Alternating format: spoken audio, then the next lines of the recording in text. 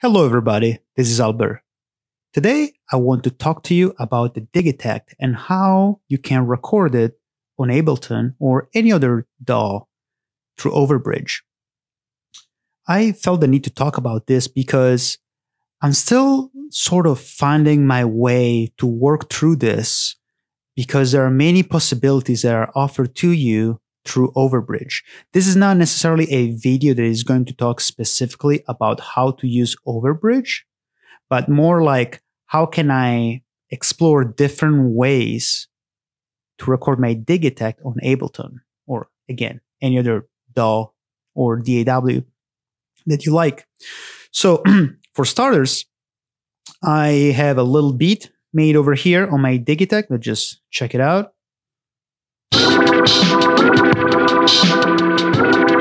Just a little thing over here. I'm using just 4 channels. A little bit of compression, as you saw, a little bit of reverb, a little bit of delay, just some effects. Now, on Ableton, if I just try to record my Digitakt just on my stereo channel, let's see what happens.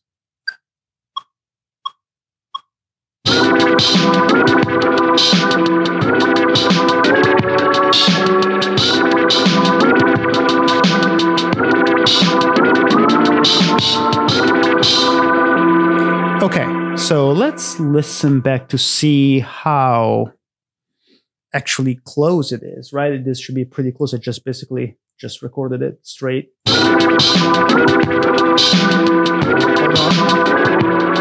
happens to me all the time. Every time I'm working with Digitakt and Ableton, I always have to remind myself to mute the tracks. Okay, let's check it out now. It will just be Ableton.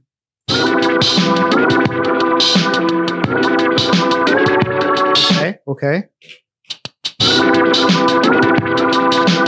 Yeah, I would say that this is pretty much the same thing. Now, let's go ahead and open Overbridge. There you go. Let's see. Is it working?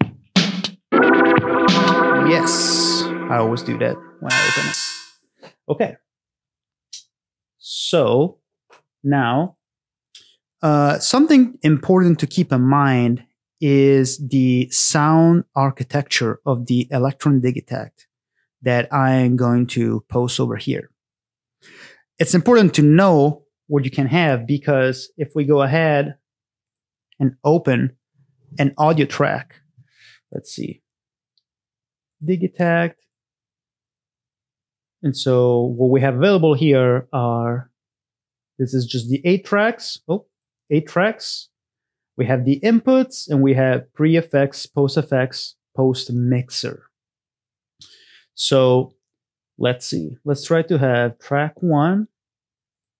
Actually, let's just do this. I'll get rid of this. So let's do track 1, track 2, 3, and track 4. And let's just roll with this. Let's just try to record the 4 parts. Obviously, I'm giving for granted that you know already a lot of what goes into using the Digitakt and Overbridge. I'm just exploring the actual ways in which you can record the instrument, right? So let's go ahead. Let's activate. Yes, these are active. And so we'll just go ahead and record. Let's mute this track over here. Let's go.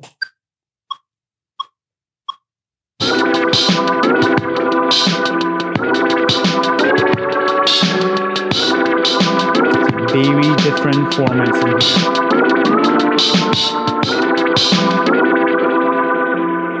Okay. So I know it sounded the same now because, you know, we're just monitoring also in a way. So let's go and check it out now what we have, just raw.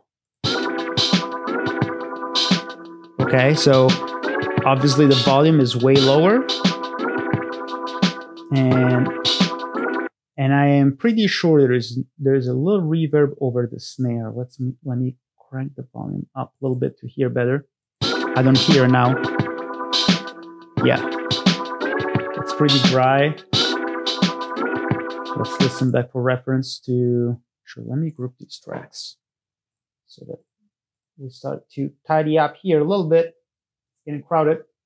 So let's deactivate the group. Let's activate the first track that we recorded, which was the Digitakt just raw into the system. Let's see. Oh yeah, you can hear that bass. There's delay. There's a little bit of decay in the snare. Yeah. Once more. Overbridge. Okay. So obviously this needs to be fixed, right? Because all the nice things about the Digitakt are just not happening over here. So something that we can do, I'm still, as I said before, I'm still trying to find my footing with this. Now, something that I saw somewhere on the Electron forum, I think it's called Electronauts, is basically creating an effect track on Ableton. And I'm going to show you how you can do that right now. So if we go in the Digitakt, okay, we open the settings and we'll go to audio routing over here, right? So you can see right now I'm highlighting route to main channel. So everything basically that you see lit over here is going into the master track, meaning the outputs, right? So this is the 8 tracks of the Digitakt, of course, and this is the delay and reverb right here, right? So you can deactivate or activate each one of these. So now let's go ahead and let's deactivate all of the audio channels, okay? This way, when I play the Digitakt, just like that, oh, hold on, let me activate it. Can you hear it? What we hear right now is just the effect track. That means that in there, you have all the reverb, all the delay, and you may even get some compression. Yeah, you actually also get the compression from it. So you get basically all those sound attributes that were lacking from our previous recording. So now let's go ahead and let's try to record this, right? I'm going to open a new track. Sure, let's just duplicate this one. And I'm going to put it at post effects. That means that I'm going to get everything. I'm going to get the tracks and I'm going to get all that track that we just heard a second ago. It's going to be in there. So let's go ahead and record that.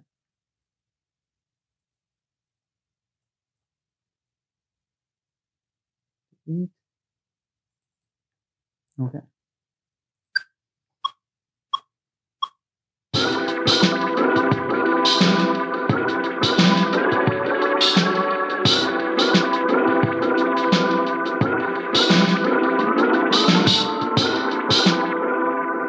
Okay, so now let's deactivate the tracks on the machine and let's see what happens if we combine what we just recorded with what we recorded before. Let's see.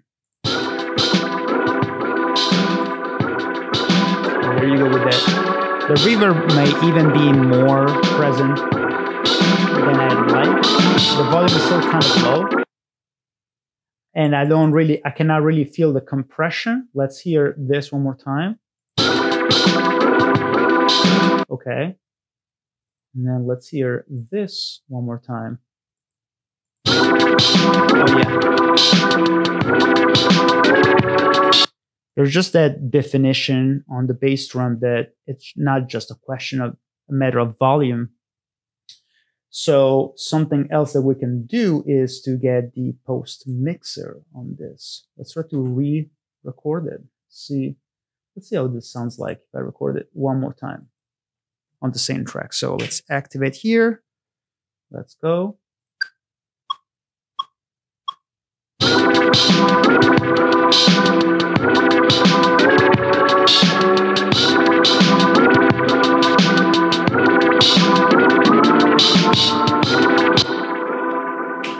Okay, Okay, let's see what it sounds like right now. So this track we just recorded has the reverb, all the effects in it, plus the mixer and the compressor in it, which in my opinion, the compressor makes most of the Digitakt sound. I use compression over basically anything I make with the instrument. Every time I'm working with the audio tracks, I always make sure that there is some sort of compression. It just adds that amazing grit that I want from this instrument. I mean, it's a personal choice, and I can understand if you like things to be a little bit cleaner, maybe. Isn't that totally up to you? Okay, let's check it out. Let's deactivate the old track and let's see what we have. Oh, I gotta activate something. What am I doing? Okay. Let's go.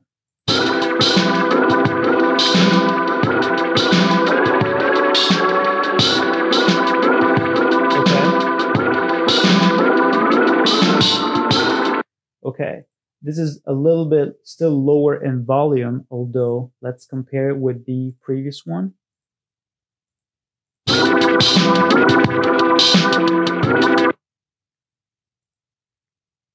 And back.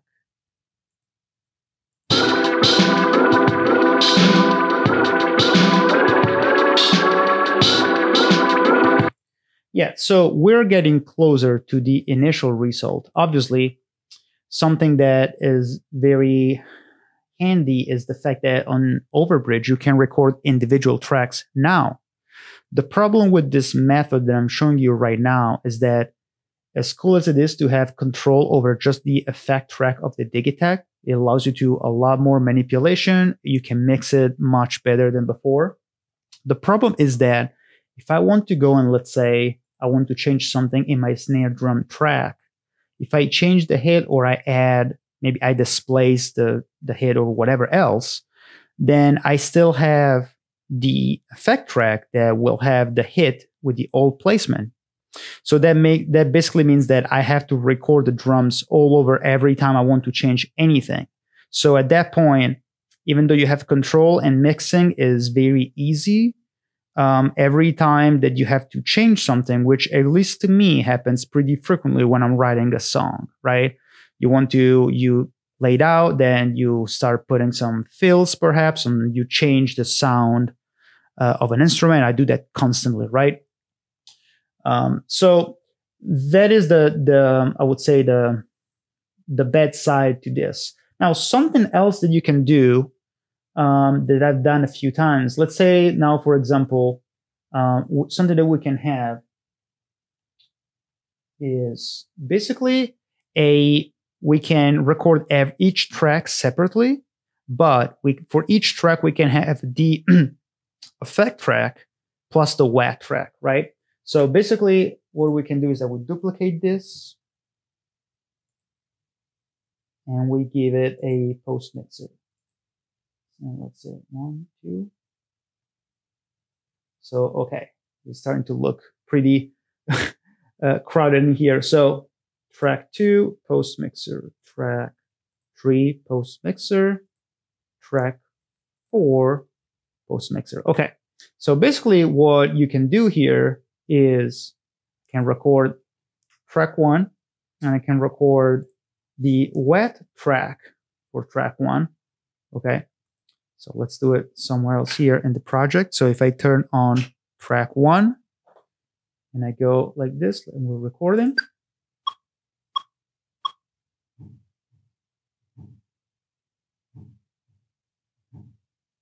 Okay, we don't have to listen to the whole beat. Let's check it out real quick.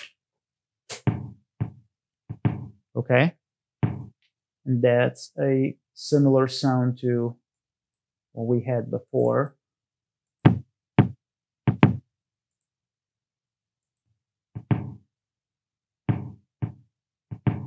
Okay, and I guess that there's probably a difference in here in matters of just mixing.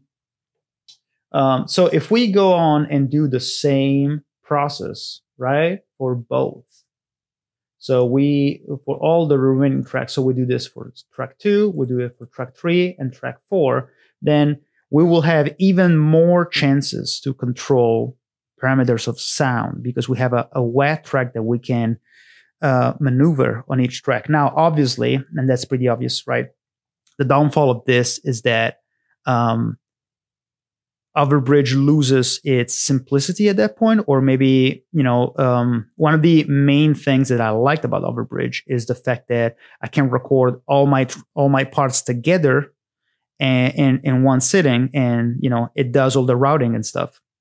But at this point, you basically have to do it one by one, even though you have this extra control that you couldn't have otherwise.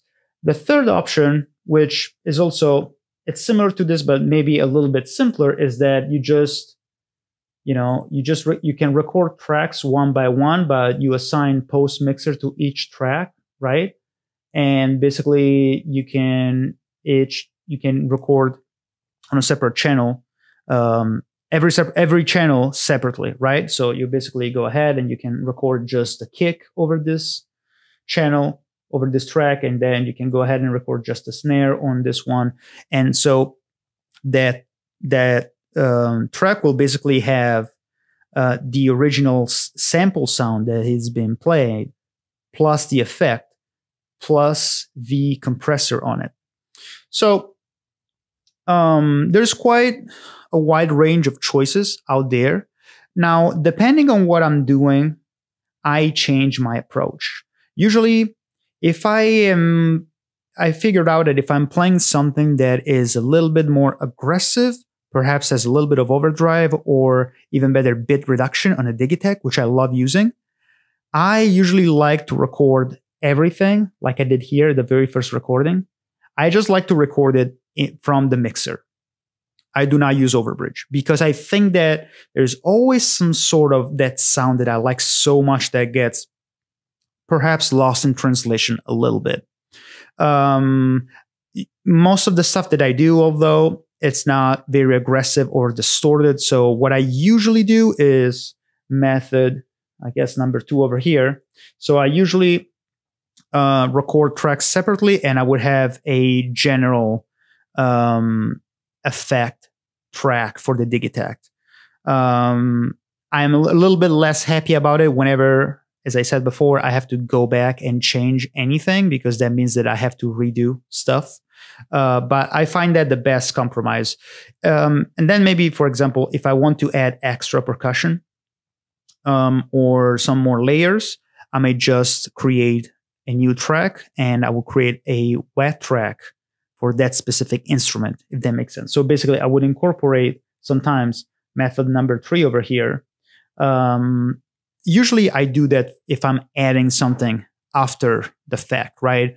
I like to record the core beat. So for example, that for me would be kick, snare, and hats, okay? In one sitting. I feel like it glues better. It blends better, at least to my ears. But anytime I'm adding anything else, maybe I can go separate so that I don't have to redo it, or maybe I don't have space on the machine to record on my DAW. Well, I hope that this helped you out. If you have any methods that you like to use, any workflows, please share them. I am very curious. I am always looking forward to new ways I can improve myself. And I hope you liked the video. Please like and subscribe. You know the deal. And ALBER's out.